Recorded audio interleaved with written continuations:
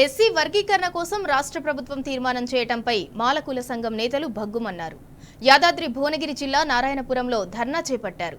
CM Revanth Reddy దిష్టిబొమ్మను దహనం చేశారు. మాదిగల కోసం ఏకపక్షంగా వర్గీకరణ చేయటం సరికాదన్నారు.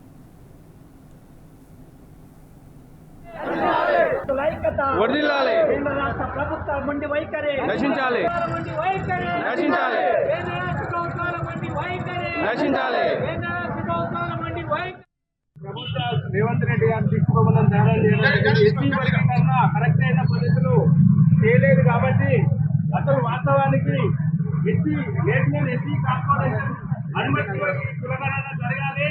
రాజ్యాంగ వర్గీకరణను పూర్తిగా మేము వ్యతిరేకిస్తున్నాం.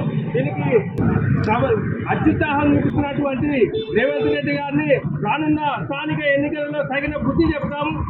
డిపాజిట్లు రాకుండా ఓడిస్తామని సభాముఖంగా మనవి చేస్తూ రాష్ట్ర ప్రభుత్వం మొండి వైఖరి ఇప్పటి కూడా మార్చుకోకపోతే తగిన బుద్ధి చెప్తామని, రాష్ట్ర వ్యాప్తంగా ఆందోళన చేపడతామని, ఈ ఉద్యమాన్ని ఇంకా ఉధృతం చేస్తామని సభాముఖంగా మనవి చేస్తున్నా.